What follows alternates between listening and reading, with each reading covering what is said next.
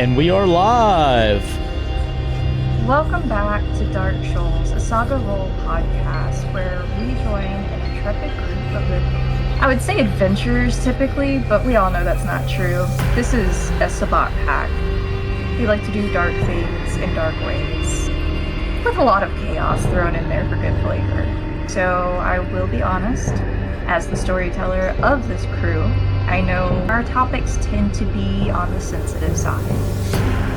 Anyone who is not for a mature audience should probably go find a different podcast or maybe something else that we run. In the meantime, we deal with blood, death, gore, dismemberment, and various other topics of similar nature that is considered sensitive. If that is fine with you, and you do not mind, we are glad to have you join us. That being said, we do now have a fan art submittal email. It is fanart@sagarole.com, and we would love to see your work, be it music, art, non-traditional. Color is curious. With that, we will jump into tonight's session. Oh, wait, Storyteller. There's one more thing. We got a Discord now. So that's true. Saga Role Discord now, which will be in the information below. Yep. And it will be available on our YouTube recordings as well, in case you're looking for it. And also in the show notes on podcasts. So please, Storyteller, torture us some. I'm sorry for interrupting. Don't kill my character, please. I'll happily proceed with the torturing. It's been a long week for me, and this is my release, so my apologies to all of those present, and thank you for being my good friends. The evening before is a blur. Each of you has major preparations come together and decided that it might be for the best to include a few new shovelheads. I believe at least one of you did not take them from the group. There was one short, or somebody stepped out. I think it was Dr. Isaac, correct. So we have the three ladies, one who danced with Hank, her two friends. Frank's completely drained victim, which ends up being a dud, unfortunately, because there was a little miscommunication about the original attempt. Right, this one. Yep. And then we have Hank's individual who pushed the rules a little bit too much at the club, got beaten up, and repurposed, we will say. So that puts us at 4. So there's one for each of you, and then one extra. I'll eat the extra.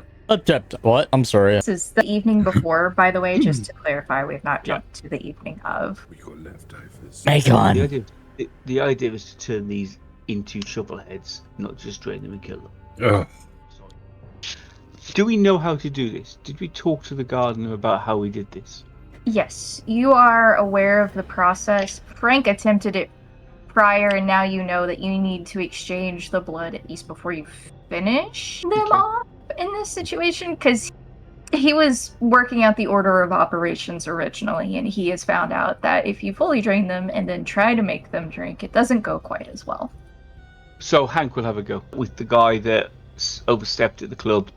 We took him out, we beat him up. Now I'm gonna drain him nearly dry and then feed him some of my blood.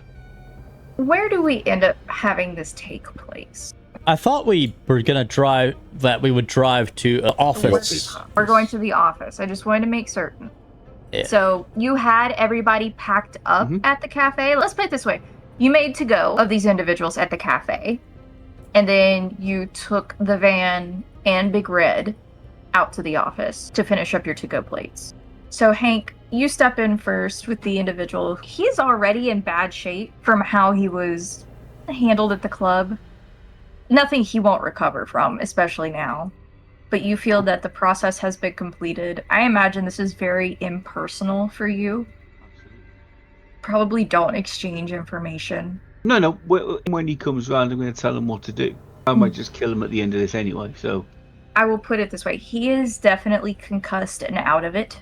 So there's no resistance in the situation, and there's very little communication. It goes smoothly, and you've done it properly.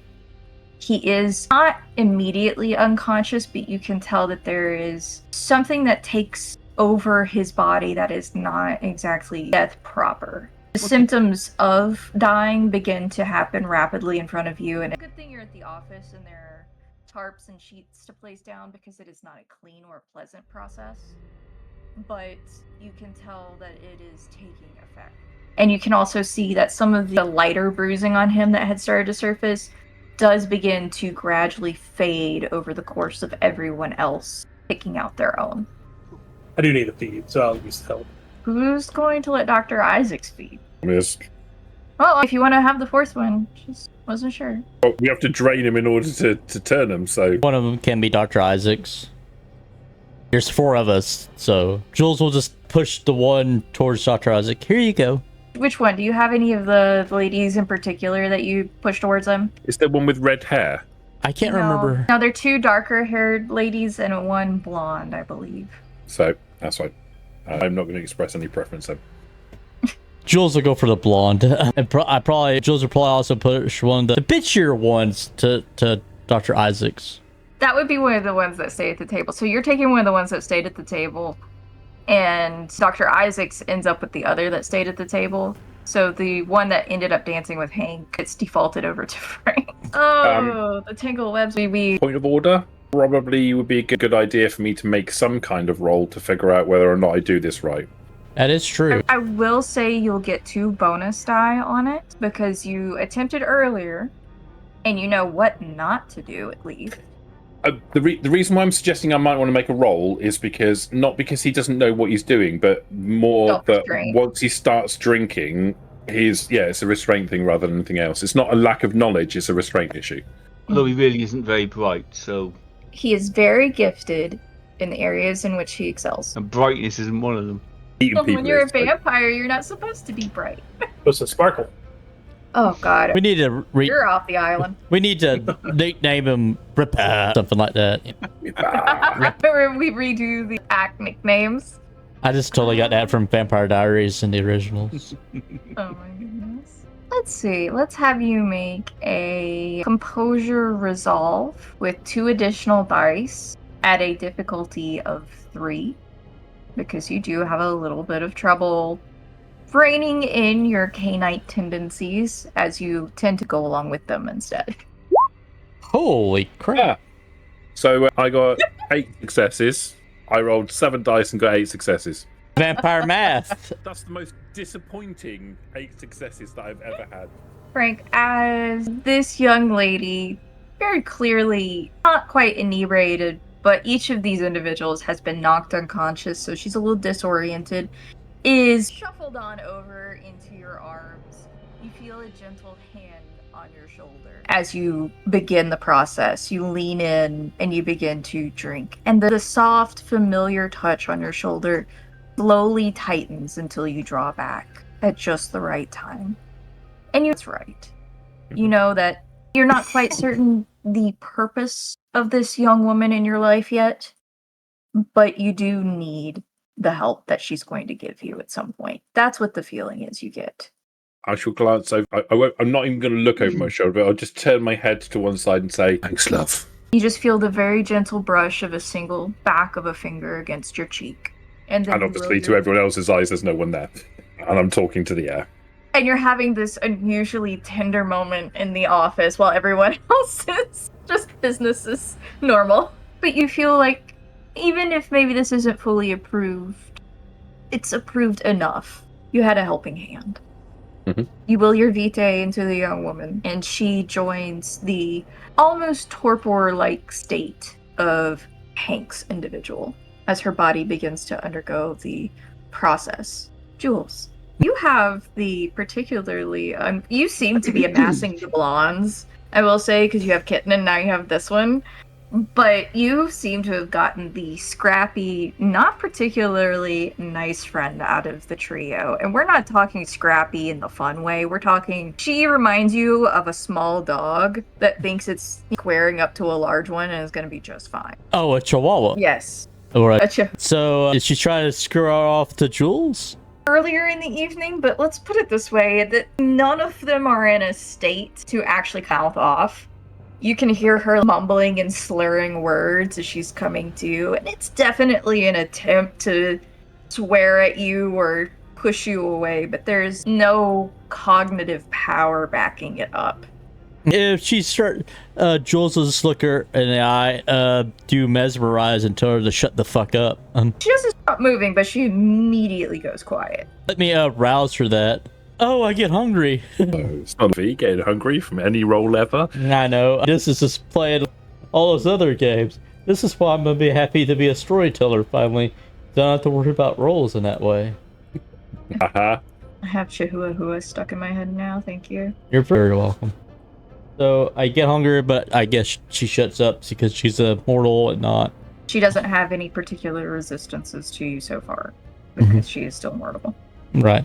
So I guess when I tell her to shut the fuck up and mesmerize her, Jules will drain her, and on the point of drain her, do the blood for the VTM, and there we go. I guess I go down to hunger 0 now, right? Or do we? Technically, yes. So each of you who does turn 1, in technicality, you would go down to 0. I won't go down to 0 because I'm already there. Do you need me to roll anything just in case to show the succeed, or how do you want to do it? Because you're taking steps to do the process properly, and you've set out a time, a space, an area. This is not rushed like it was with your group. It's a spur of the moment choice, but you're not rushing the process necessarily.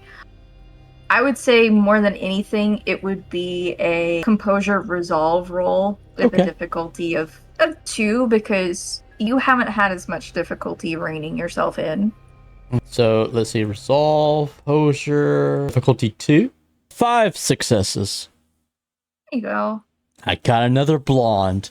+1 for the blonde squad. You're just making Charlie's Angels in advance. Or later on, they can be like anchors or. Oh my goodness. The nighttime news. Hank, if you would for me, also make the same resolve composure roll, please. At a 2. Composure resolve. Yes, please. Oh, God, I really hope you mess this up now. But look, don't be like that. We need some. 2 successes. Perfect. 2 with 2, Chris. Just the 2. Well, that's all he needed. That's all I needed. He didn't have to overachieve. Dr. Isaacs, your pack around you is setting out to create their first true set of shovelheads. You've been handed the extra, as it were, having originally not expressed interest in the process, but a bit of hunger. Do you change your mind at all? Are you eating that? I imagine it's like mid-bite, so you will turn her. Sure. I would like a composure resolve from you as well. This one at a 3. Dr. Isaacs, there's something in the back of your mind that's nagging at you a little bit as you do this, but you're able to withhold yourself and complete the steps without any trouble. Her face, for some reason, seems particularly nondescript to you. There's just nothing about this woman that you are turning that really stands out. There's nothing memorable. Some part of this feels almost alien or a little bit wrong, and you're not quite certain. It doesn't stop you, and it doesn't give you any particular negatives, but you can feel that something is off. What are we using these for again? Shovelheads. Are we eating them? Are we... I thought we were going to use them to help us with the werewolves or the black spiral dancers. If they survive, then we'll eat them. Or take them to the gardener. Whichever one. I think I'm going to fleshcraft her. Jet. Cool. And what do you have in mind? What are you envisioning? We're going to give her permanent claws. How do you go about this? If And we're gonna she's in the rework- same state as the others. We're going to rework some of those. To give her increased dexterity. You need me to roll for it? Here's those rolls, if you need them. Yes. I do need your rouse check for this one. Let me double check. I'm reading early on. It seems that this applies to the user. Yes, that is what that applies to. However, fleshcrafting lets me apply it to other people. You do not get hungrier, amazingly enough. Due to her current state, I would count her as a completely neutral party, so she can neither be willing nor unwilling in this instance due to the change she is undergoing. I do need your resolve protean. You want to make at least 2 changes, so you need at least 2 successes. So this would be light piercing weapons, giving her permanent claws. Yes. And since she's cannon fodder, we'll take that point from stamina to dexterity. You do have additional successes. Is there anything you would want to change physically? like an appearance change or anything other than that, because you've spent 2 out of the 5. Said her face felt weird to me. Just nondescript. It would blend into your memory and just get lost in it. That's good. It's not that she's unattractive. It's just, for you in particular, Dr. Isaacs, if Jules or Hank or Frank were to look at her, she would be attractive. She'd be pretty. They would probably remember her face for at least a few nights. You feel like you would forget it instantly. There's no attachment. There's no registry. I'll give her some dermal bone increases, 2 points of honor. Cackle like a child playing in the mud. The doctor's true side is coming through. Doctor is fucking weird. All right. You spend the rest of your evening. How do you tuck them in, per se? Because when you woke up, you had been buried in very confining small pine boxes to unearth yourselves. I like to think that we just compelled them or mesmerized them to dig a deep hole, and then You just push them in. and then we just shovel. Perfect. Do you pick the office specifically, or do you pick... The office is already in a remote area, somewhere around there. Probably the office, in the back of the office. That way Frank can get them in line, I guess. Or at least there, if you want to leave a note, if you're not back when they wake up, they have a note or something they could poke around the office and find. Just stay put. We'll have some stuff and we'll explain everything. Notice, stay in the office. Don't go anywhere. We'll be back with snacks and guns. Back before you wake up sucks to be you. If we're not back before you wake up, sucks to be you, but stay here. If you get hungry, there should be a couple of rodents in the area. Nutri-rats. Those will keep them up. We're not back by the time you come. By the time you wake up, last man standing wins. Trial by fire, you squish the M&Ms together, and then the strongest gets eaten last. Oh my goodness. I can only imagine the chaos of not understanding Diablerie, having Diablerie happen, having more than one voice in your head, while you're still trying to fight the others. Moving on. We totally won't add that to my plans in the future. Next season. The many voices of chaos. The duty has been done. You wrap up your evenings, as it were, spending them how you would like, and they are each pleasant in their own way. You don't feel a particular sense of dread leaving anything behind you right now. Maybe a little bit of a daunting future, but no dread. You've made proper arrangements. There's someone to take up the mantle just in case. Even if they don't understand it right away, they're still there, technically. The next evening breaks. You find yourselves joining together at the cafe once more. Jackson has already prepared your usual coffees for those that request them. Jules, he's not presumptive enough to set out what you might order, so he does wait for you to make your order. She'll order her usual. Now that you've had it 3 nights in a row, he might start making it for you in advance. Just in true. case. Actually, you know what? He'll ask you.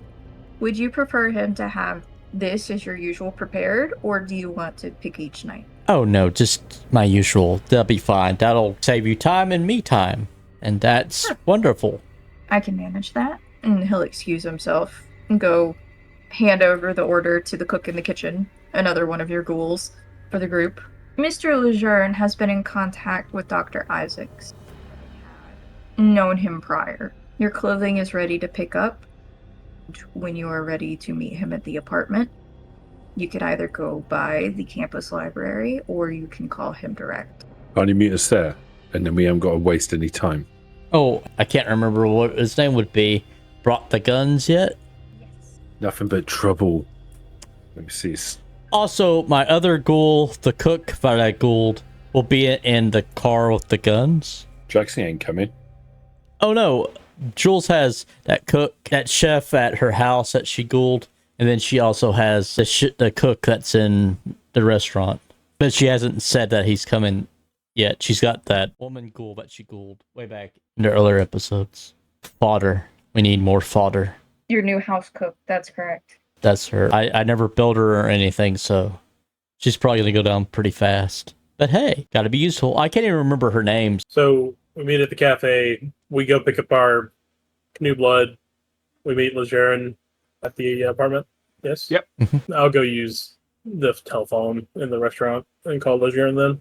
You get a familiar voice on the line. It is not Lejeune, but it is the same woman you spoke with the night prior who assisted you with your inquiry about a weapon against the werewolf. What was her name again? Yes, how can I help you? Oh, I recognize your voice. Are you coming by? Is it a message? We need to speak with Mr. Lair. And you can hear the receiver be placed down, and she walks away. And a few moments later, you hear 2 sets of footsteps approach. The receiver gets picked back up, and a familiar voice, second in deeper timbre, answers. Dr. Isaacs, is it finally time? Yes, will you meet us at the apartment in Frank? An hour. I can do that. I'll bring the sets of clothing with me. And without waiting for anything further, the line goes dead. That's fine. I'll hang up. We should probably get those blue bloods and send them on through, though. Did we get any silver in the end? Oh, that's another thing that I think Jules... Yes, Jules, you had gathered up or rather you had requested the individuals that were guarding Kitten's room previously to gather up specifically your silver jewelry. Right. All the silver jewelry in the house. That way it can be melted down for bullets. As well as any actual silverware. Right. You did receive a decent chunk of that, I will say. You're not certain. You think it might be easier to try and make something that would make a knuckle duster out of it for yourself, maybe. But you could certainly have some of your team members try to make it into ammunition rounds for you. I thought we had spoken about it with our table talk of maybe doing that or having the doctor make us stuff for our appendages or something. Certainly try. Yep. I can't remember what he said to do. The original plan was. So I have crafts specializing in metalwork and science specializing in metallurgy. I think I might be able to figure out how to melt it down and make molds and that sort of stuff. You could certainly work on that in the early portion of the evening. I'm gating you on how you want to spend this evening. Whenever you make the call to Dr. Lejeune is when you're ready to make the call to Dr. Lejeune, let's put it that way. So you could have also worked on this the night prior because while it was an involved step to create your shovelheads, it was not particularly long. It took maybe 2 hours max. You would have had time to try and make something at the workshop. Spike knuckles really is the kind of thing that I'm thinking. So, that's going to be the easiest thing to be able to make. That's what Jules would want from you, is spike knuckles. That would use the majority of your jewelry and what silverware you do have to make the knuckles, especially if you make a pair of one for each hand. Just one, just for her left hand, her dominant hand. So I'm going to give you the chart for damage, so you know what we're working with here. This is the chart from the 5th edition book that we have. And this doesn't take into account any additional damage that being made out of silver might do to whom you're attacking, depending on their vulnerabilities. They would be considered light impact for your knuckles, so you get a +1 to damage. The majority of the guns you receive are going to be a +2 at a light shot. You do end up, I think I said 1 shotgun, you're able to get 2 by the end of last night into the morning. You're able to get 2 shotguns, so that would be a +3. Hosty, given the fact that I'm going to make a request, right? So I've got a reasonable number of dots and crafts, and I've got specialisms in metalworking, etc. Can I, in making silver versions of brass knuckles, can I make them with a steel or a lead core, and so then there's the heavy impact, more durable?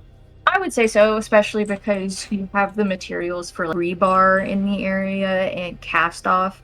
You might not necessarily be able to smith them down appropriately, but with your determination, your strength, you're able to manipulate them to make it at least a core across the top of the knuckles. Yeah. I don't think I'm going to have the setup to be able to melt steel and cast steel, but I could take rebar and bend it into the right shape to make the core, and then pour the silver over the top of it so that it's got more of a structure and a sort of heavier than it would have been if it was just silver. Also give you the benefit of, with your specializations, that you're able to trim it down at least a little bit so it's not quite as clunky for Jules to use. It might allow us to stretch the amount of stretch the silver over multiple as well. Yes, because you're not having to create the entirety out of the silver at that point. That would work. Mm-hmm. So +1 for the knuckles and +2 with the shotguns. Correct. And with the core being stabilized, I'll give you a +2 on the knuckles. +2. That's only versus werewolves? Correct. +2 versus werewolves. +1 versus essentially anything else. That would be also the firearms, right? Correct. How many of those knuckles can we make? With that process, and it's going to be laborious for you, you could probably make 4. That would take everything, but you could make 4. Well, I want to make sure that Jules is covered. Certainly want to make sure that Hank's covered. I don't know if Doc's going to be interested. They're no use to Hank, so... No use to Hank. Did you want caps for your claws, Hank? Can you do that? That was part of what was discussed. As we've gone on, I do recall that making caps for your claws was discussed. It's going to hurt. It's good.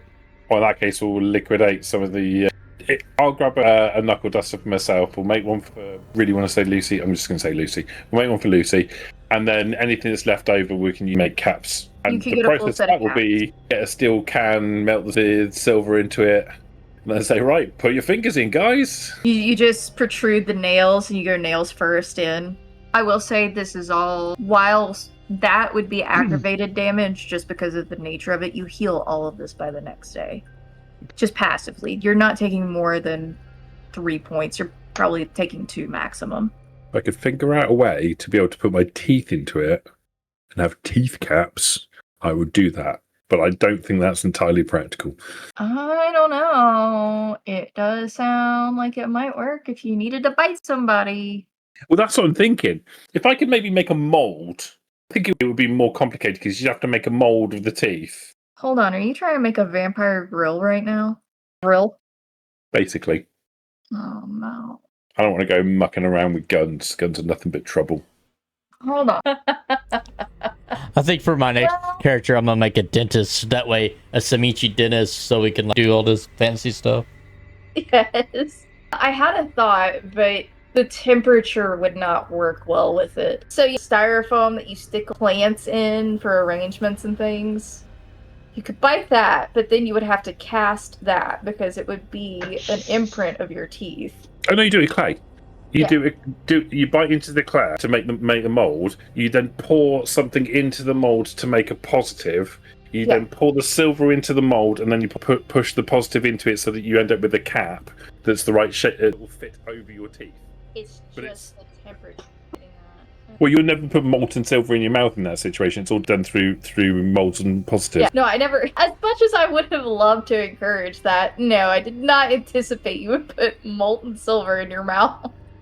Even for this. Something like that, I reckon. Little Shop of Horrors. Such a good movie. Shiny and Chrome. For your... Silver spray paint with actual silver in it. Well, silver is fairly malleable when you have it very thin. So you could attempt to do silver work on your teeth while it is quite thin. I'll give it a go if we've got enough left over. You'd have enough to mess around with, at least. And if you're only making a thin sheet and you're trying to adhere it, you could easily do that. Especially with your personal strength. Well, it wouldn't have to be molten. I'll do that then. Bit of silver fall on my teeth, see if it may or may not make any difference. We'll give you a +1 if you bite something that goes awoo in the moonlight. I'm going to be biting a lot of things. It's basically like a silver retainer. Yeah, for your craft, however, I need craft with your bonus in metalwork. Which attribute would you like me to roll this with? Dex? I would say strength for the knuckles, so you're making 2 for Jules, right? And then 1 for yourself. Okay. And then craft, so that's 3 of that. We'll just do 1 roll for it. Added difficulty, we'll put 3. That's 7 successes. Oh, excuse me. I know, right? It was so shocking I sneezed. That is a wonderful set of successes. The knuckles come out far better than you anticipated. You're actually able to manipulate them to where they're comfortable to wear, easy to hold as you use them. They're not traditional knuckles, but Jules, these are pretty well made. She'll look at them. She'll look at them and do that and be like, groovy. I'm sorry, I couldn't resist. I love it. In fact, Frank, if you want to add a little flair for her, you're able to any gemstones that came out of pieces of jewelry. if you're not saving them, you can set them here and there across them for her. So, Might 2 engrave green the word go. Lucy into it as well. Oh my goodness. And she'll look at it and be like, still like, groovy, radical, wicked. All right. Then For the nail. Oh, go ahead. and when she sees Lucy, she's just like, it'll do. For the nail caps and the silver retainer and anything requiring finesse, we will do dexterity, craft with your metalwork specialty. And we'll put that one as a 3 as well because you're trying to do a little bit. The other one was brute.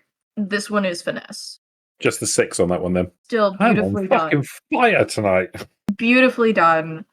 Hank, you receive some fantastic nail caps. The damage from these is quickly healed, at least the superficial damage, and then lingering damage. As long as you don't retract your claws, you think these will work fine. Even if you retract your claws, you'll probably be able to fit these back on because they were created to fit exact. It just might be a little snug. The old porcelain mask thing, isn't it? Jules, do you go for tips too? Probably not. But what the hell? If we got enough material for it, let's give her a little retainer. Also, this. Alright, so instead of going for nail tips, you go for a retainer. After you notice Frank making his own. And it's a little bit of a crude process, but it gets the job done. And with your own strength or Frank's, whomever you trust to do this, you're able to mold it into place and more or less fit to your teeth. I'll go with his strength. Alright, you get my hands in your mouth for a bit then. That's fine. I put possession bejeweled silver knuckle duster with the name Lucy on it. So All right. You have major preparations. You are able to pick. The guns are dropped off with you the next evening, Jules, and you end up with a good number of lighter caliber handguns. I would say enough for each of your ghouls and probably each of you to have one, and then you have the 2 shotguns. You don't have any specialized ammunition because you used it on your melee weaponry and your retainers, but you probably feel like, let's put it this way, you can reuse these, you couldn't reuse the rounds. right, that's more useful. Also, I almost called her Lucy. Jules will probably have a retainer on when she's going to sleep in the daytime. That way she doesn't grind her teeth. That's kind of adorable. Getting used to it. I imagine she quite likes it. It was made specifically for her. You pack up. Do you have Jackson join you? Or you have your ghouls join you, right? No, if I see Jackson, I will say to him, we're going to battle tonight, Jackson. We might die. And that's probably it. He looks at you full in anticipation. He's like, am I going? He would just look at him and say, we're going to battle. We might die. And then he'll walk away. Just leave it entirely open, leave him with questions. Jackson is very clearly confused. He looks at the table. Am I supposed to follow? So you turn around as you're probably packing up everything, getting into Big Red to head out to the office to collect your new shovelheads, which you anticipate are either waking up at this point or have already woken up. And you turn around and you see Jackson standing at the back door. The cook is already joining you because you're bringing your ghouls. Right. Correct? Jules is bringing both her ghouls, yep. Oh, So you have do the cooks have any I imagine any weapons that the cooks can carry, she'll grab them. Knives, any kind of stabbing weapons, you'll need it. So the cook that usually works at the cafe just grabs the butcher's block and brings it with him so he's not having to handle loose knives. And the one from your home has a butcher cleaver as well as one of the light handguns. Not out of the ones that you were given, but their own personal light handgun. And then she'll head to the office in her car with both her ghouls. And also all the guns. If Jackson comes to the back door, I'll just wave at him as I drive away. He just stands there confused, and you can see a clear look of concern on his face for you. Genuine concern. He's a good lad. And you notice as you're driving away, because you have to turn around the corner, and so you're running along the side of the shop, he's slowly closing up shop early. So if you die, can I have him? No. But if I die, he can have you. So if you die, can I turn him then? Jackson, oblivious to all of this bargaining, as he is intrepidly closing shop, worrying for his new, he can't quite call you friends, but he feels a sense of camaraderie there, having seen you every night consistently for the past few weeks. If you die, can I have your van? Sure. I like to imagine Jules probably kissed Romero goodbye and said that she has business to do and she might not be able to return. And then give my best to my father and brothers, and then drove away. Probably told them, be happy, or have a good night, and then left with the cook. Do the thing that we used to do where have a good night. You can interpret that however you want, the chaos. Make them have a good evening, yes. If I die, you can have Big Red. Oh, thanks. You look after her. What do I get if y'all die? You can have my haven. So I can have the office? You can have the office. You can have whatever you want. I don't really care. I'll be dead. True. I'll be with Miss Sarah. Well, That's cool. It's all yours. oh, if I die, then y'all can have Romero and all that. So, Don't worry. If you die, I'm meeting Romero anyway. and but also my brothers, they're pretty good. I think they're more competent than Romero, just between us. But Romero is a sweet guy. I imagine he probably does taste quite sweet. His blood is quite sweet. I love the thought that because Romero is super sweet on Jules, that he thinks he's a little too soft business-wise, whereas he just completely keeps the absolute shark he is away from her right now. I just love the thought of that. Usually how it goes. You make your way outside of the city and head towards the office, and as you pull up, you can tell that it is open. It is wide open, and you hear a couple of sounds like things being tossed around inside coming from within. Jules will tell the HaleRegale, stay here. I'm just going to go in. Same with Jules. Yep. We can drive in because it's like big space, isn't it? You've combined several. Just drive in. You have enough space to get Big Red in, but it's a little bit tighter at that point. It would definitely block off the exit, though, especially with you and Hank getting out. Fine. I like to imagine Jules will pull up to still be the only outside so she can go in, but with Big Red parked there, she'll just park outside of it and then tell them to stay, then walk in where everybody is. I like to imagine, since you could drive in, there's an opening that you could just walk into. Like a carport to a degree. Inside, you see Caked in Dirt, the two darker-haired young women who are very clearly rummaging around trying to find anything to use as a weapon. The man that you knocked unconscious, Hank, and took for your own, he seems to be in the corner fumbling with the note and just rereading it in a state of shock. And you don't see the young blonde anywhere. Oh, well done, Lucy. You dug yourself out. That's good. Jules will... Everybody breathes. Where's the blonde? Still in the hole? Still in the... Alright. You didn't try to dig her out? She's fine. She's just freaking out. Jules will roll her eyes and go grab a shovel and... Which one said that? That would be the one that you took, Frank. Lucy, that is not how your mother brought you up. You get out there and you dig your sister out the hole.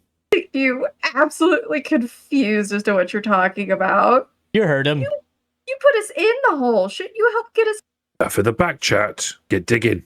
She'll take the shovel from you, Jules, and head outside, Jules, having heard Frank's tone change. Jules will walk behind her. She's Very disappointed. She's not even covered in dirt. She's just having a fit. Oh? You walk back there, and there's very clearly no need for the shovel. You didn't pack the dirt down or anything. They were easily able, way easier of a time than any of you had, to dig themselves out. And literally, she's sitting there. Half her legs are in the dirt still, but it's very clearly churned earth, so she could easily get out if she wanted to. And she's just crying bloody tears and muddy streaks down her face. Like, Oh, kids today. In my day, we had to dig ourselves out of a coffin. Lucy, air quotes Lucy at this point for you, Frank, just motions to her and goes, see? She's fine. All right. I apologize. Jules will look at the blonde. Are you quite finished yet? What happened? Jules will Slap her, she just falls over in the dirt. Actually just falls over, didn't anticipate it. snap out of it. You're fine. She starts to try and Armor- pull herself together. Frank put his arm around Lucy tenderly, in a fatherly, tenderly way, and walk her away from the hole. Which Lucy? There's 3 Lucys now. Well, yeah. His recently changed Lucy. Ben, Don't worry, I'm following. But Lucy's. Which one? Jules Lucy? Blonde Lucy? Or dark-haired Lucy? But Alcavian Lucy, you're Lucy. She's gonna start talking to you, Frank. She's got the shovel in one hand, and we woke up, and then we were all in the same little pit together. And then we got out, and I found your note, and he's just been stuck in the corner ever since. He's absolutely useless, and I thought she would be of some kind of help because we've known each other for years, and she just had a complete breakdown. And just, what's happening? Your mother brought you up to be the strongest. Don't you worry about it. It's all going to be fine. You come and sit down, love. She's gonna go inside. She's just gonna put the shovel against the exterior for you, Jules, in case you need it for one reason or another. Is the other one still inside? Yes. She's Is still she, rummaging around looking for something to use as a weapon. Hey, I'm gonna snap at her. She glares at you. Use your words. Maybe you should too, instead of snapping at someone. Oh, the back chair. Oh, you're rummaging through our office. You left us in the back of it, in the ground. Yes, well... You left us a details, note. You details. told us the implications. Alright, so you want the whole story, or you want the short and sweet part? No, I You want to know what's if I can happening go home. I Can't don't go- want to know you, anything. you technically can go home, but you have to come with us first. I have to go with you. Yes. Also, you guys didn't bring snacks unless you want them to eat the ghouls. You're going to get some snacks. Where we're going, you're going to get all sorts of snacks. I guess none of you have shot or stabbed me yet. Where are we going? So I can be done with this. Battle. The park. What? So I want you to take a second. I want you to look at your hands. I've noticed. So you're not a human anymore. You're no longer in that world. She's just gonna give you the no shit Sherlock look. Have you ever read Alice in Wonderland? I've heard of the story. It's kind of scenario. I don't feel very magical or happy right now. So can we skip to the part where it starts to make sense? Alright, so... This is the one that had danced, by the way. I thought the blonde one danced. Very lots of back chat going on. I don't No. approve. No, I'm sorry. That was Lucy. Malkavian Lucy is the one that danced with Hank. This is the bitchy one. Alright, so you're no longer human. You're not necessarily magical. You could be, but we'll see how that goes. You're now a kindred, and in layman's terms, that means you're a vampire. Have you ever read the Jack Killer books? Maybe in high school, maybe in senior literature? It's like that, but better. She's just giving you a deadpan stare. Look, what I need to know is what I need to do. Alright, so you can't eat normal food anymore. You have to drink blood, and we're going to go get some. You're now one of us. All right, let me know when we're ready to leave. And she's going to go sit on the end of Big Red and wait. I'm still going to pester her. I got to figure out what she can do. The man, by the way, Hank, is still sitting in the corner, just 1,000 miles staring at the note in his hands. Your I'll one's just broken. wander over. Get up. He'll look at you, recognize you, and immediately stand up. Stuff. Right, here's how it works. You're coming with us. You're getting into a series of fights. If you survive the night, we'll have another chat. You might just live forever. Any questions? Kind of hungry. We'll sort that out as well. Follow me. And through putting the fear of Cain into him before you even turned him into a Cainite, he will. This is how you do it, you see. You make them scared shitless of you when they're human, and then you turn them. I see him. Well, yours got a lot of back chat, mine hasn't, put it that way. How's the blonde doing? Has she finally collected herself? She's not sobbing anymore, and she's brushing the dirt off of her legs and is standing up. She's gonna take off her heels because clearly they're not working in the dirt. So, what's your name, Blondie? Vivian? Well, Vivian, my name is Jules. We met before, remember? Yes. Well, you're a vampire now. Congratulations. The start sucks. What? Does it get better? Yeah, sure. Are you hungry? Yes. Good. Come on. We'll hose you off the water hose. She seems to have cried it out at this point. So, Vivian, I'm your sire. Do you understand? I made you a vampire. Don't embarrass me. She's gonna give you a slow nod. It's very clear that maybe the full scope of that hasn't set in yet, but she's at least agreeing with you. Hi, Mrs. Hale. So, come with me. Jill, have your follower. Go grab the water hose and start hosing her off. Her legs and everything. Are you good with... Be like trying to brush the dirt out of Lucy's hair, fussing over her. She seems to be a little bit better shape than Vivian does. Whereas But everyone's only- being mean to theirs, I'm being really nice to mine. Jill isn't being mean. She's just like me. Business. She's being a bit true. Yep. He and Lucy's gonna look over at you, Frank. Are we leaving soon? Yes, love. Pretty soon. What do I have to do when we leave? There's going to be some fighting. And then when we get in from the over the other side of the fighting, then it gets real good. What? Eating. I'm really hungry. Just like your daddy. There, that'll do for now. She'll finish and look her over. She doesn't seem to be in bad shape at all. Despite looking like a drowned rat at this point, she's fine. She'll get a. She's not making a peep about it either. She'll get a washcloth and wipe the blood away. Here, clean that. When you cry now, it doesn't just mess up your makeup, but also you cry blood. Thank you.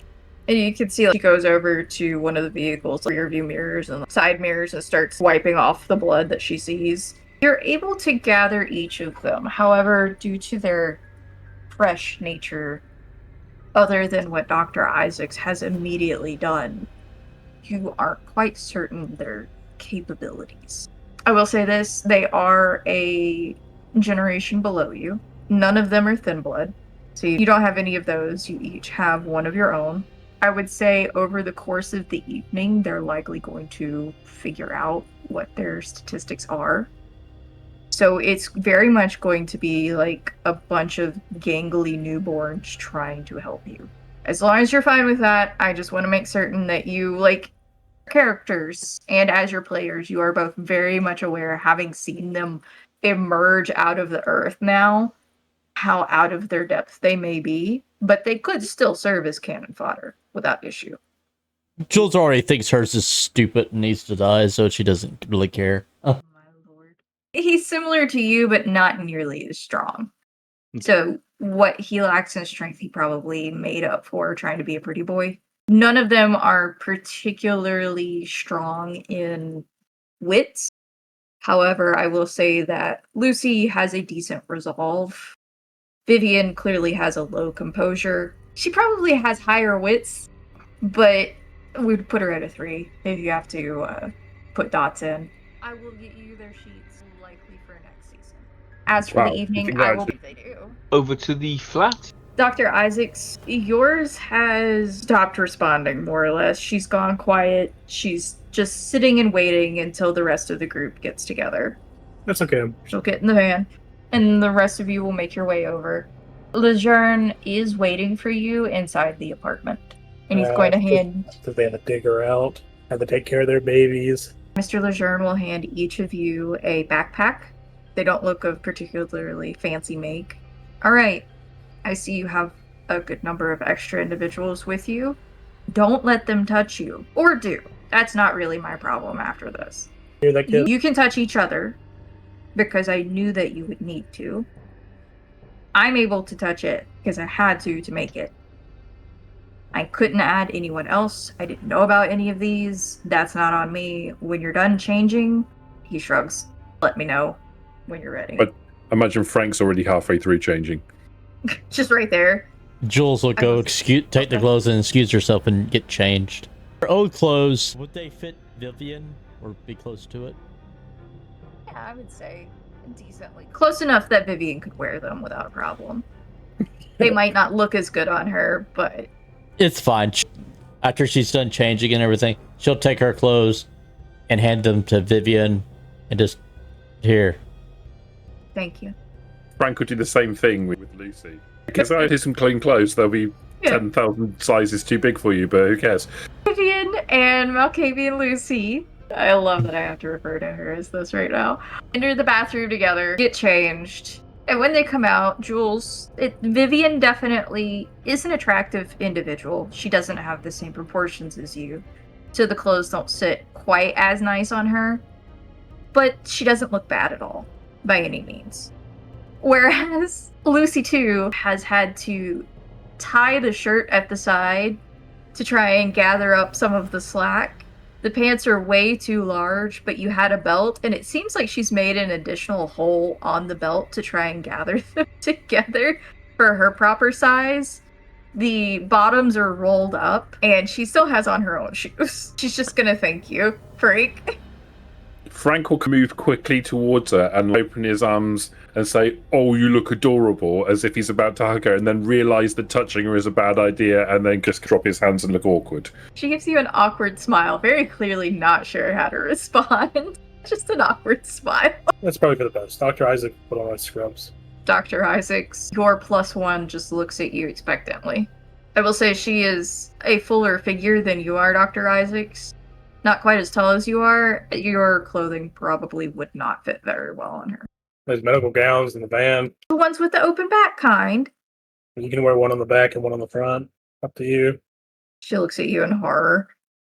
Maybe you shouldn't go out so scantily dressed.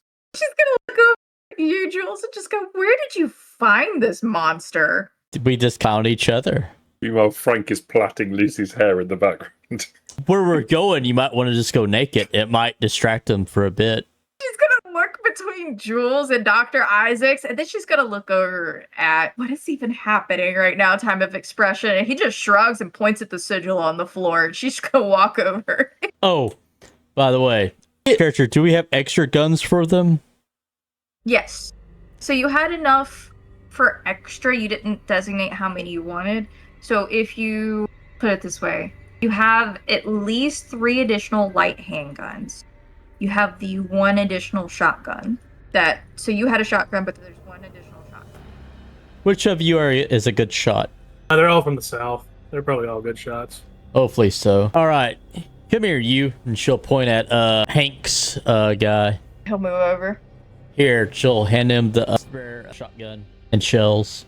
He'll take them. Then Jules will hand Alcavi and Lucy the light handgun, and then all the other ones the light handgun and ammo. I will say this, it's very clear that Hank's +1 does not look comfortable with the shotgun. He doesn't seem... not that he's uncomfortable around guns, it just looks like he doesn't have experience using this. It's real simple. You point that end in that direction at what you want to kill, and you squeeze that bit. It's real easy. I'll hold on to that if you want me to. She'll just take the shotgun away and give it to her Vivian. It's Vivian. She'll just, when she hands it, are you comfortable with You this? hand it to Vivian and she pops it open and loads it. Good. She'll hand him the dainty little light handgun. He would seem offended. Right, use handbag. He would seem offended, but he seems more impressed that Vivian actually knows how to use the shotgun. He just accepts the handgun without any fuss. Gives you an awkward smile, Hank. Now remember, ladies, when we get to the other side, anyone who's not on our side needs to die. No talking? Oh, you can talk as much as you like, I don't care. Just make sure everything on the other side is dead. How are my ghouls looking, by the way? One is in a line cook outfit and one is in a professional home chef outfit. So one has the nice white pressed look with a white apron tied, and they have a butcher's cleaver in their left hand and they have a handgun in their right hand. That's from home.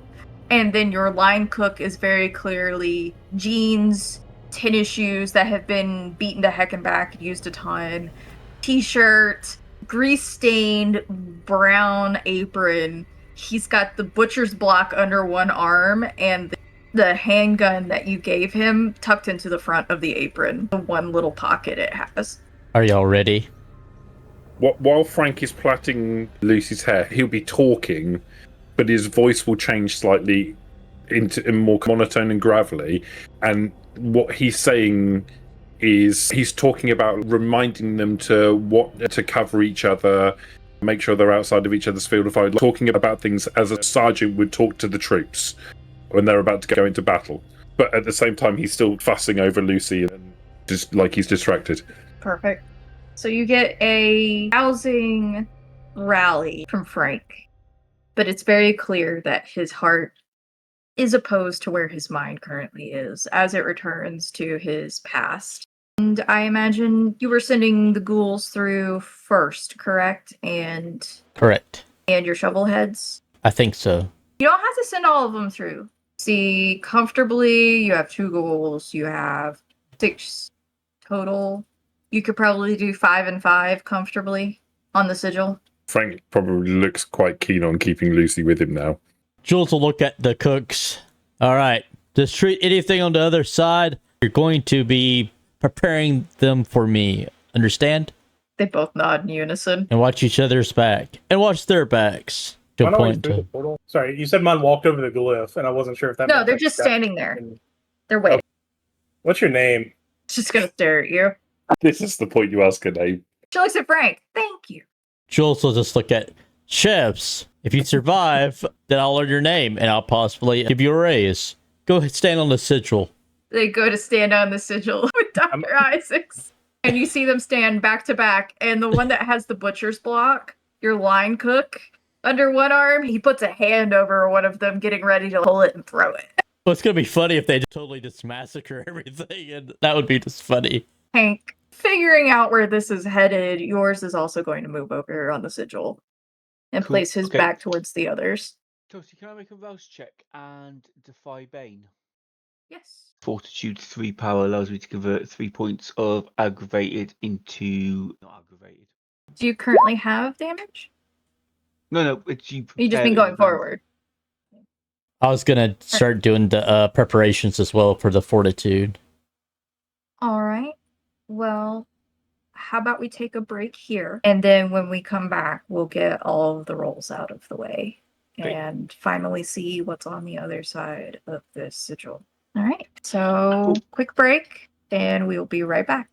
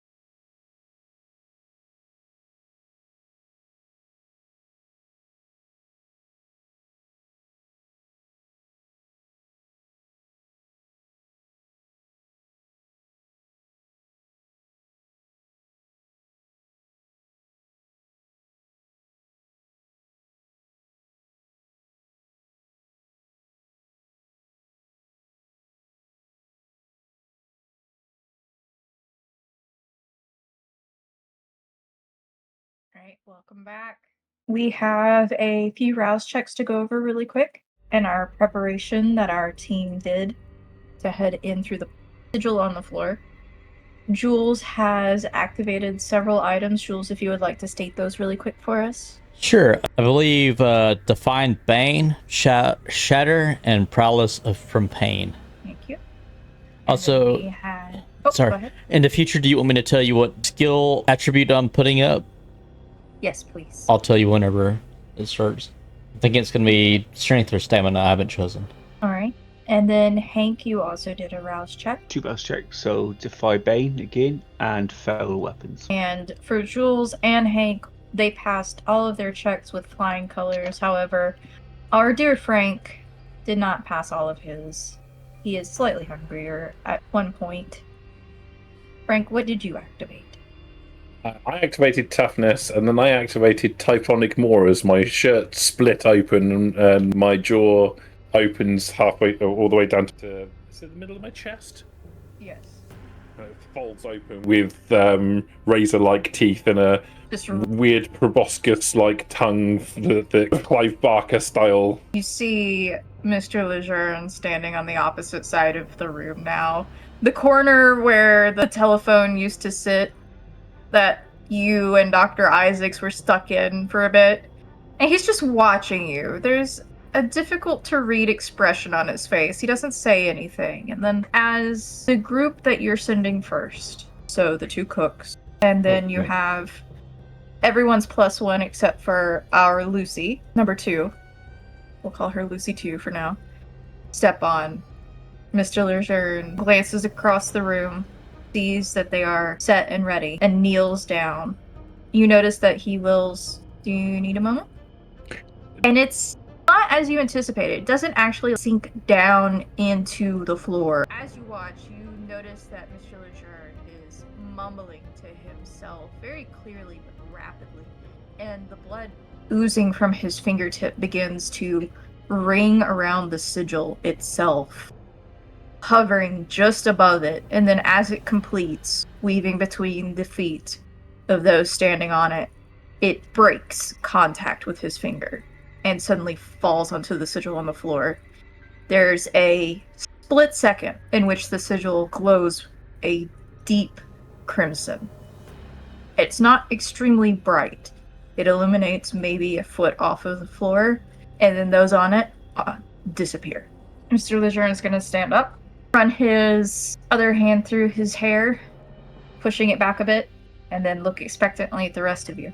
There's the slight downside of using Unseen Passage. I'm going to step forward and no one's going to realise that he's doing it. Yeah, say call out if you're ready, but you're using the silence, aren't you? I'm also using the silence, so just like Frank disappears, maybe he's there. Alright, I imagine that you're next to Lucy and probably Jules. So you have Jules, you have Dr. Isaacs, you have Hank, you have the invisible Frank, you have Lucy too. And if you tap Lucy, she's just going to motion that you're ready for the others. This is the last moment any of you are going to have for a while. We're going through. Jules will nod, put on her jeweled knuckle duster, and then also put in her retainer. Dr. Isaacs, are you activating that now or once you're through? No, we're going to activate it later on. If there's any conversation that can be had, and it won't be needing a mouth anyway. If there's anyone to conversate with, there won't be any conversation. Mr. Lejeune is going to kneel next to the sigil and begin the process once more. So tempted to jump in while he's distracted. Easy, Frank. Sorry, I'm clarifying something very quickly for one of our players. There was a little miscommunication on my end. Mr. Lejeune is very intent on the current ritual at hand, making absolutely certain that it goes as according to plan as possible. The blood links the final etching in the air above it, and as it does so, you see the same glow before, the bond breaking from his fingertip so that he is no longer attached to it. And then you reappearing in what seems to be a very earthen-like area. Not entirely unlike the place that the gardener has, but you can tell that this is a much rougher, maybe clawed out by hand rather than sculpted as the gardener would have area. It's almost like a grotto or a small cave. And there is chaos abound. The two chefs have very clearly been dismembered and are cast about across the floor. You see a few knives stuck into what appears to be the sheriff at the end, towards what you imagine is maybe the exit. Trying to gather your bearings very quickly. Behind you, you see nothing but the area around you itself. It seems as though this space is reserved specifically maybe for the sigil's transport. And you can see trees and gnarled roots coming down from the top of this space above you. There's little to no light inside outside of what the sigil had provided in that brief flash. And then you are suddenly in darkness once again. Your shovelheads, while not dead, are in very dire shape.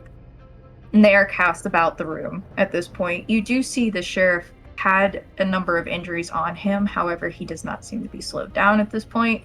In fact, he is the most feral you have ever seen him. Jules, you've interacted with Etienne a few times, especially on your way to and from the house of the prince. He's usually a very put-together, probably younger man, maybe in his late 20s, and he seems to take pride in his appearance, but right now he looks absolutely feral. He looks as though you've been dropped into what would be his sanctum or sanctuary, and he is defending it literally by tooth and claw. And you currently only see Etienne. Everybody present, I need you to make a wit awareness roll for me, really quick. So what you gather in the moment that flash goes off, for those of you who do not have Eyes of the Beast. If we have activate. It's still even so, and yes, you can activate them. And then you want a wits awareness, yeah? Yes, please, add a 3. The write-up for Typhonic Moor says she suffers no penalties from darkness while her tongue is extended. Assumedly because the tongue is tasting the air. I don't know if that makes a difference. This would be much more visually based. Cool. You can sense what's going on around you, but this is a very specific visual-based cue. Is difficulty 2 or 3? I'm sorry. 3. 1 success. Also, I got Eyes of the Beast I can activate as well. 3 successes. Well, never mind. I feel like a dumbass now. Okay. No, you're good. You're in character. I got you. I just you Isaacs. said my name, so that was really weird. No, that's because I was leading into this intentionally. Frank. Hello. You notice that there is a scent missing among you as you transport. A scent missing amongst us. Yes, if you're using your tongue to taste the air, you are missing a familiar scent. Jules' scent is suddenly no longer with you. I'm not going to be able to tell anyone that because of silence of death, but I will know. I don't know how well you'd be able to talk anyway right now. That's true. It's a good point. Lucy 2 is taking up a defensive position towards the back. Handgun held at the ready, although it's very clear that she can't quite see in the dark. Hank, you went ahead and activated your eyes, correct? Mm-hmm. Alright. You see the scene I described before you, and then whipping your head about. Dr. Isaacs, you don't have vision, correct? I have Eyes of the Beast. You and Dr. Isaacs adjust quickly, and you notice that Etienne is guarding the entrance and exit, potentially, and his eyes are trained directly on you. There's no other combatants in the room apart from Etienne. That you see. I am going to leap forward and try to have a slash. Alright. You're using your claws, correct? I am. Yep. Alright, give me a strength brawl, please. And he's going to try and dodge out of the way. So he's going to do brawl dexterity. And we're going to compare your successes. Don't worry about a difficulty. Matched. So you tag him. You manage to make contact, but it's surface. It's nothing near what you anticipated. And you quickly exchange positions. He's shuffling around the side of this circular space, keeping his back towards one of the walls, and he moves his way over to where one of the chefs has fallen, still being cautious about placing himself too close to anyone else. Etienne, what are you doing? Defending a place you shouldn't be. Why shouldn't we be here? The princess Not orders your led us place here. to be. Why don't you tell us a little bit more about this place, and then we'll get out of here. His eyes narrow at you. Where did you come from? One of those missing people the prince told us to look into. Seems confused. No, it should not happen. This girl had this boyfriend, had this circle. We came through the circle. Here we are. You know how these things go. I'm sure you've done your fair share of investigation. I will say right now, he has genuine confusion on his face. Don't worry about this fodder around us. Just let's have a conversation. Can I suggest that might be my cue to leap through the air and try and consume half of his body in one go? You can certainly try. What do you want me to do, Toasty? How are we going to do this? Well, I believe we talked about this one before, and I think we landed on this is more of a strength athletics, because you're trying to grapple him. Fine by me. Can I use prowess on this? Brutal feat I anticipated. I'm just double checking prowess really quick. I would say yes. Cool beans. This is a feat of strength for you, so yes. Not necessarily the damage. 8 successes. And what type of obfuscation do you have? Unseen passage. So as soon as I do something, it will drop immediately. So I'm going to give him the anticipation to try and dodge out of the way. Because he does see you, but he's going to get a negative to it because you have the advantage on him. You have 8 successes, so you're able to grapple onto him. He's still fighting, but you have successfully made contact. And I will say this, he is surprisingly stout for his frame and appearance. You do feel him try to stagger back a little bit further, and he knocks against the wall. Can I do brutal feed immediately? Brutal feed says I should be able to do it immediately after the brawl attack, but it's up to you whether I can actually activate that now or not. So you did make the difficulty of the attack to do so, so I would say yes. Incorporate brutal feed immediately after the successful brawl attack using fangs. So he takes... First takes the bite damage, then damage from this power. So the damage of the bite is to his health tracker, and that is equivalent to your strength. So my base strength is 4, and my potence is 3 if the prowess adds onto it. He is still technically up. Cool. You have more or less engulfed the left side of his body from his shoulder to his hip, but he is still up. That is exactly what I was trying to do. I've no problem with him still being up. I'm going to be a pain in his backside while all my mates are having a crack at him, so that's fine. Now, Etienne, I don't think you're in a position to talk circles around us anymore. That moment when you realize you have a snake problem and now it's at your doorstep. And I'm just double checking the amount Brutal Feed does. So the write-up in the book is a little bit vague, and there was a rotted at one point, I believe. So it does only superficial health damage to vampires due to dead and inert organs. It's more about the feeding than anything else. It's more about robbing him of his hunger. It's up to your potence rating, how many dots you can take. I will take as much as I can, because our whole point is to rob him of his resources rather than anything else. I can't go below hunger 1 at this point anyway, so... It is rounded down against vampires. So your potence have... You said you're at 3? Alright. And Dr. Isaacs, it is your turn. Does he respond at all? He still seems confused and almost in a state of shock as to what's happening.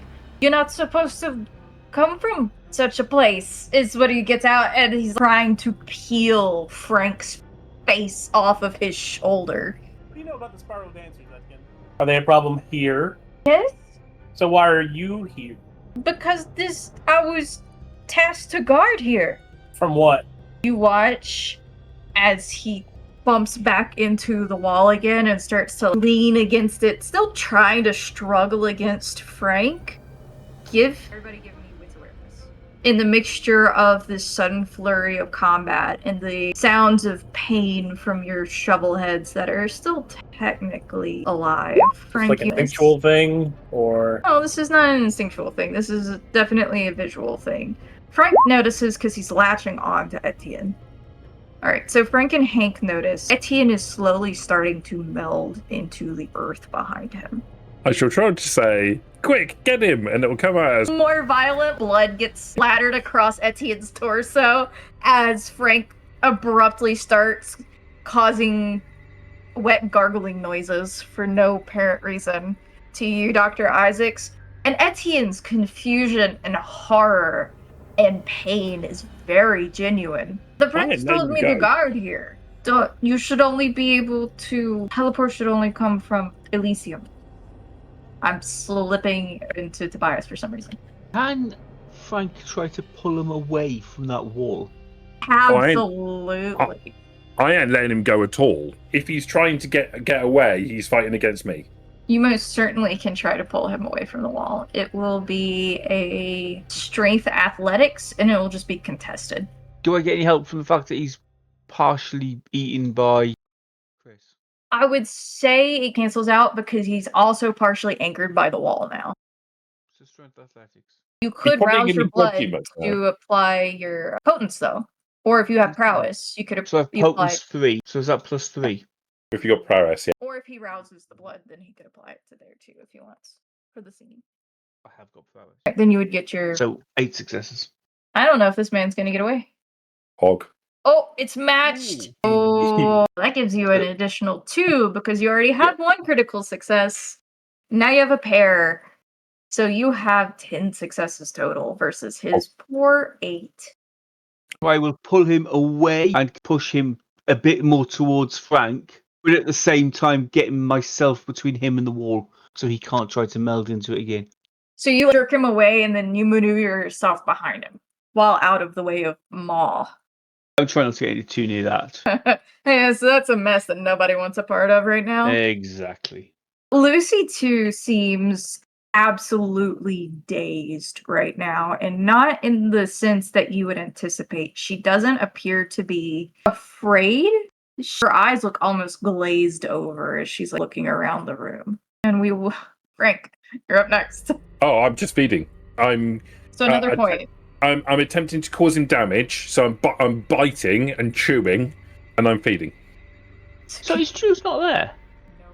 You look around and you don't see Jules. In this whole scuffle, you look around, and now that you have your back to the wall and you can see the rest of the room, you don't see Jules. You see Vivian, bloodied, partially dismembered, cast aside, and part of the sigil, but you don't see Jules. Give me a strength brawl, please. I'm just double checking that you make the DC. You've already got the hold. I'm just making sure you make the DC to do the damage as well. So you're chewing and you're making more superficial damage at this point. Your real damage is coming from draining his health. So you get some superficial in with that one, and then you get another point of hunger transferred between you two. Dr. Isaacs. Etienne, I can only stall him for so long. You can't. What do you mean stall? You're not even doing anything to him. Because he's panicking, very clearly pinned between the two, unable to actually maneuver himself any which way to get away. Has the prince been acting strangely to you lately? No, not at all. This is new, but no. He's looking at you. Are you really wanting to have a conversation right now? Yes, I'm interrogating him. I have all the leverage in the form of a giant snake. He still seems confused that you want to have a conversation right now. What was your last question? I apologize. What is here that he wants you to protect? He looks at the circle under your feet as if panicked and confused. Oh god, I'm getting killed by a bunch of idiots. They don't even have any idea where they are. They're gonna kill me. Where are we? Outside the mansion. His mansion? Ian's just gonna start sobbing at the absurdity of this. We be out in the bayou, just outside the mansion. Megan, his stop. mansion? The prince's mansion? Who else is? Fuck it. I'm gonna pull out the fucking bone sword. Alright, rouse check successfully passed. I'm gonna stab him. Alright, give me your brawl dexterity. Wasn't it melee dexterity? Yeah, because melee weapon. With a +2 because they're holding him. He's actually held at this point. You go to stab him, and you're quite surprised at the amount of damage that Frank has managed to do, because you could barely nick him with your initial attack. I'm helping. You're working on it. Yeah. You're intimidating. Questioning. Yep. He looks absolutely... The confusion continues to grow, so does the panic, as he sees you manipulate your arm in the method that you have. Well, I guess you're up shit's creek. That's it. I'm not stopping it any longer. No, kill him. He's seen too much. You weren't trying to begin with. And as Hank, the two of you are going to get an additional attack on him as he quickly starts to fold in on himself and you begin to lose your grip. Gonna swallow him. You're going to try and swallow him? So this is in the process. You could choose to either do another attack and re-grapple him. Oh, no, let's do that because Because his actual form is changing. Your hold is gone suddenly. That's the situation. So you can either do another attack to try and re-grapple him, which you could probably swallow him then, or... Let's do that. All right, that would be same as before with a DC of 7. So brawl strength. Ooh, just Or- a 4. I'll spend a willpower point. All right, let's see. Reroll 3. Just 1. 5. So that's 5. You go to clamp down quickly, and you catch the tip of what seems to be you're not quite certain, you think maybe a finger as he shifts in your hands. Hank. Again, strength roll. Yes. Got a specialty in grapple. What does that do? Gives you an additional die if you try to grapple him. I'll try to do that. Shit, forgot about that. Oh, I wouldn't make any difference anyway. And can I add my potence? Yes, if you're doing it because you have prowess. If you're doing a strength-based It's an extra roll, 4 dice. And roll 2, 4, 6 dice. up to your Max speed, potence. isn't it? 2 more successes. That's 8. Let's see if he can get free. So this will be his dexterity. Just trying to wiggle free from both of you. And your difficulty is 8. Oh, and he fails intensely. As the maw snaps shut directly beside you, almost catching your hands, Hank, as Frank is well into the moment. Your hands close around what feels like a small creature inside the clothing as it has folded in on itself. And as you manage to more accurately grapple onto Etienne's form, bloodied and greatly injured from what you can tell, it seems to be a smaller to mid-sized bat. And he is struggling against your arms trying to get free. Cool. Bite his head off. So I'm going to hold him so that... And I might try to throw him into Frank's maw. Dr. Isaacs, what would you like to do? Actually, I've got this prehensile tongue at the moment that will be probably sliding its way towards your hands and wrapping around things. Am I able to channel the winds here? If you reach out, you think so. I might come to the point later. Etienne, you should know better. This little struggling squeaks. I'll very carefully try and get a little stab at him again. Fuck this up, mate. Don't fuck this up. This is going to go really badly wrong if you fuck this up. Look, I'm really happy that y'all are doing well without Jules. The proboscis tongue comes off, both hands come off, bat goes free. Both of us frenzy. He's a helpless little bat right now. It's a +3. He's literally being held in Hank's hands. Oh my god. Hey Phil, we found somebody who rolls worse than you. I know. It's flat fine, isn't it? Willpower exists, right? Phil's rolling so well tonight. I will let you decide if you want to try and use willpower. Or a willpower, did roll 3 dice. 2 additional successes. A 4 is enough to hit him. What is your dexterity? A 4. Poor little form. He is still alive. I would like to point this out. He is unbelievably injured now, but he is still alive. Tough bat. Now, Etienne, there's still time for us to fix this. I can put you back together. If you can imagine a bat looking indignant at you, that is exactly what is happening. It's just like the slack jaw, the glazed eyes, what is this man spouting on about? What is even happening right now? I'm going to try to throw him into Chris's mouth. Into Frank's mouth. Everyone give me a wits awareness. Please. Is this still a visual thing? Is this an instinctual thing? Well, Oh my maybe God. a little bit. Oh my god! 6. I have specialty instinct, so I'll just ask him. 4 dice, 6 successes. Your call. Give me just a moment. I'm double checking. I think it would fall under that though. I know now that I just need to take visual awareness specialty. Things I can see Could I get a composure resolve from everyone, please? before my wits awareness instead of my wits awareness. Yes. So 6 for Dr. Isaacs, 1 for Hank, and 3 for Frank. You can give me your wits awareness now if you would like. I would say you get a +1 on it. Dr. Isaacs, you get a 3. Hank, you have a 3. Frank, you have a 6. The three of you simultaneously feel and notice this. Frank, because you've been concerned about Lucy, you notice that though she is in a glazed state, her head seems to be just inherently following the path of something. And as you glance over before taking your next lunge towards the bat in Hank's hands, you notice that her eyes are following what might be the path towards the entrance to this grotto-like area.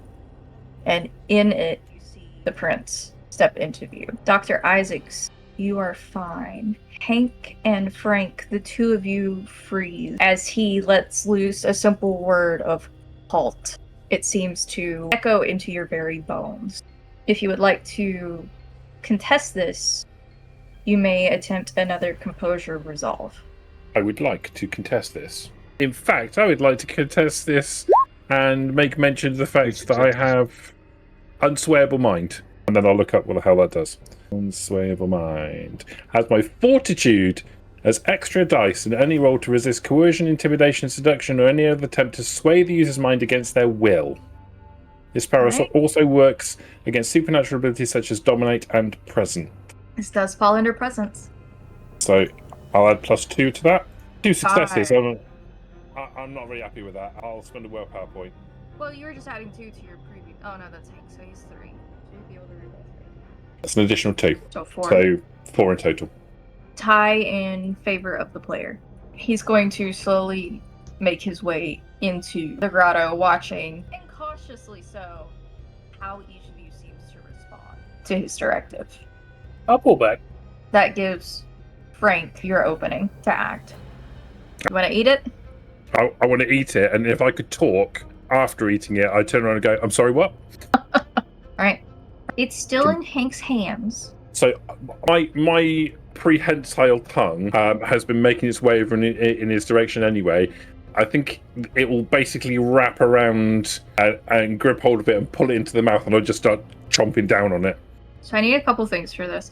Hank, you're frozen solid, but you also have a very stout grip on the bat. Mm-hmm. You weren't letting him go.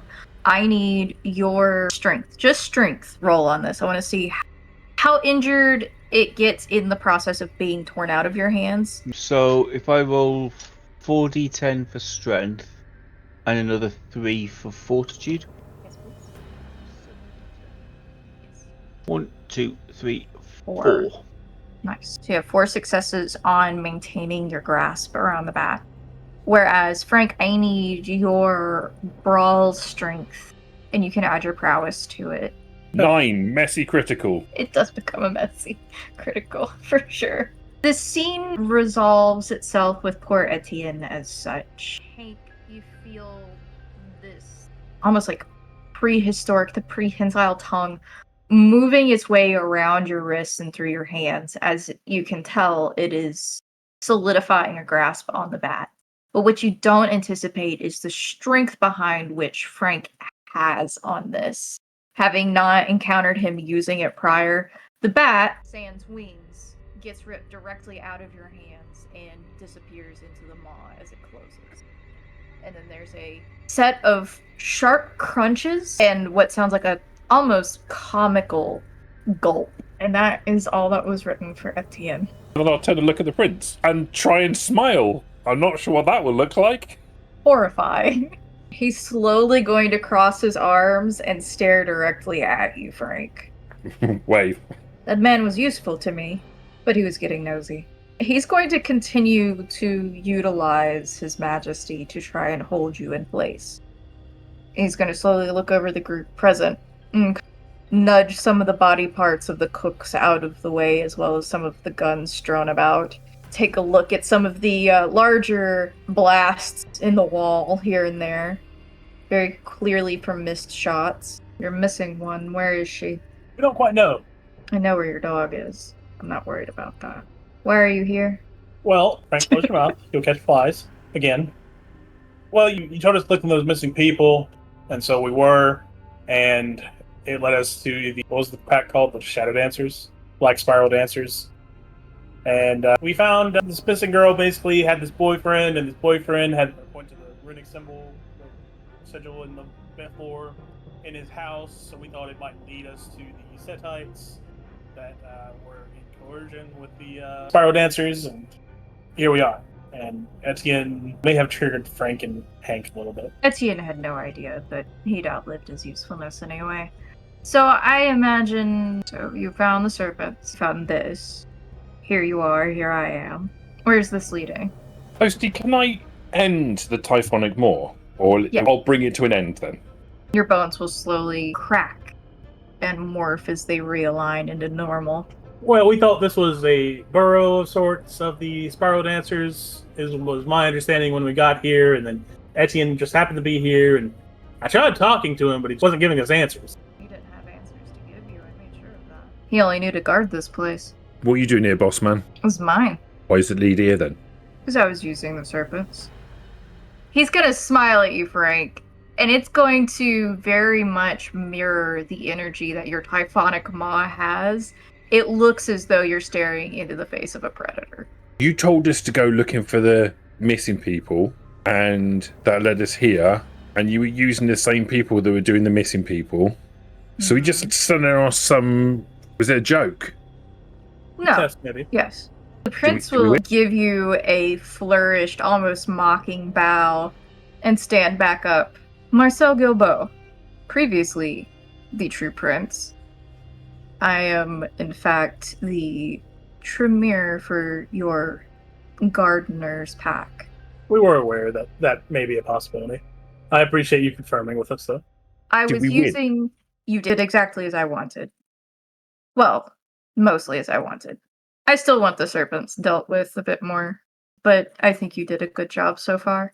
You wanted Marcel out of the way. Yes. He was getting too wise. He had actually been in the use of the previous prince. There's only so much that directives I hide in his mind could do. He was starting to fracture at the edges anyway. So what are you going to do about the... Because the other Tremere knows now that there's a Tremere who can do things that he can do. That's a So what are problem. you going to do about him? Mr. Lejeune is pliable. He has no permanent alliances to the former prince. We could eat him I think he could be a valuable asset to you. in my belly. Approach him the same method you approached Etienne tonight. Right you are, boss. But I have a more important mission for you. We will check in on Mr. Lejeune and see where he's at and how he's doing. I imagine. He motions to the sigil on the floor. He's the one who helped you get here. Correct. But I have a very important friend coming to port. And it's not the one you think it is. So, let me just ask this, and I apologize if I'm stepping out of line here. But the gardener sent us here to figure out who was coming to port, but you, her packmate, know who's coming to port. We don't always communicate the best. Perhaps I can help you. The gardener wants to know the gift I've prepared, not who's on the way. I figured out who's on the way. You know how we don't like Camarilla because they have all these machinations going on? And you notice this entire time he's not moved any closer to you, nor has he put his back to any of you. Precisely. Yes. They like to play little games. Well, the gardener has a very old friend from the old world. They wanted to bring them over here. They didn't tell me that. So I made a little gift of my own for them. And that's what they wanted to know. Wait, are you betraying Mr. the Gardener? No. They're very useful. I'm just irritated that they didn't tell me who they were bringing over. I'm really confused. We're still friends. Fine, we're friends. Mr. the Gardener, myself, we're friends. I haven't got to fight you then. No. I'm going to look at Hank for confirmation. I'm just going to shrug. I don't have a clue either. I'm going to retract the sword back into my arm. They want to know who I brought as a gift or an offering to the person coming over. If you'll join me, I'll show you. Of course. What about the snakes? Eat them as you go. I used them to give the Camarilla trouble, to make it seem like I was doing something as the prince, to try and help the city. Oh no, we have a snake problem. But he's going to step into the grotto itself and motion for each of you to go ahead and head out. Yep, follow him out. He's heading up the rear, but he'll motion for you guys going out. And it actually leads up, and there is a small, it almost looks like a cellar door exit. And as you push it open, you come out from underneath the prince's mansion. where he stays, just outside the city. So, Dr. Isaac, you would recognize where you're at. Oh, instantly I'll look at Lucy and I'll say, come on, girl. She seems to snap out of it after a little bit, as you notice that the prince drops the majesty, and she'll follow after you. And she'll look around the room. What about They lost, you won. They're still there. Keep it closed. Follow on. She nods and she'll follow. He closes it behind you and leads you into the house, leading you upstairs to where Jules had previously heard some movement elsewhere in the house when she had been here a few times. And he'll open what seems to be a bedroom door, and you can see inside it has been adjusted for long-term use of someone. The windows themselves are obscured and heavily coated, and you can see that there is a man pacing back and forth. He looks rather unkempt. It seems as though he's just been left in here. No. He sees your face, Frank. He's unable to leave for any motions to the floor in front of him. Let's just say it won't be pleasant if you try to cross. This magic Is that Frank's stuff. vampire daddy? What? No. I haven't met him yet. No, this is the gift for the friend coming into port. Who is he? Very rare and dying breed. And someone I think the gardener will also greatly appreciate. All right, where's the snakes then? I'm hungry. Back in the city. I could send you back. We Where can find our you way came back. from. Well, it's no bother to me. I'll need a moment to let the gardener know that what has transpired. Make sure Where's Jules? I will also contact you. Where did she He go? shrugs. I didn't see her down there with you. Oh, boss man, forgive me. I can't tell if you're being obtuse or not. Are you saying you don't know where she is, or are you just being difficult about answering the question? No, I don't know where she is. Cool. My best guess for you is she's back where you came from. But I don't know. Frank, Well, we better go then, eh? Frank, you've been good to me. Do you need anything for your office? Yeah. What is? Where you can get those? I can make a list. You need things for your office. I suddenly need a new sheriff. I see 3 of you in front of me, not counting your any motions to Lucy. Frank will move in front of her. It's fine. I don't mind. Out of the 3 of you, figure out who's my new sheriff. Then let me know what each of you needs. Dr. Isaacs, when you communicate with the gardener this evening, make arrangements for the transfer of the gift. I want each of you present. Yes, to the garden. I want each of you present with me in the city for the next 2 weeks. Our company will be arriving in that time. I want you there for when they arrive. Frank's just got this image inside his head of him jumping on the dock and beating him unconscious so that he can only have to fight then Hank in order to become the sheriff, because he figures that's how it's supposed to work. And with that, he will, because there is no Etienne to drive you back to town, the prince will drive you back to town. And he will drop you off outside of where you previously attended Elysium at the casino. If at all possible, since all that formality stuff is still there, but can we go eat our shovelheads Have at it. before we drive back into town? No, that's fine. I would appreciate you cleaning up the room, so that works. Oh, for me. yes. So we'll have to pick up all the guns and all that. The prince is gently going to nudge you, Frank, and say, I think he means everyone but yours. After all, she's the... The winner. All right, let's go and eat the others. As for the sheriff, as we're walking over there, that's up to you two. I don't want it. I'm not bothered either. You can have that. That's the Mitzi sheriff. That's a joke. Frank for sheriff. Alright, and with that, concludes season 1. We're going to regret that. Thank you everyone for joining, and we have enjoyed having you with us through the journey of season 1. We will be back before too long with season 2. A few arrangements to make, a few wrenches in the machine to iron out that have happened.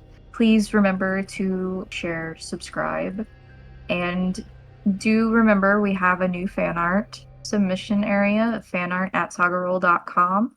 We also have our new Saga Role Discord. The information will be included wherever you are listening or viewing. Take care, everyone.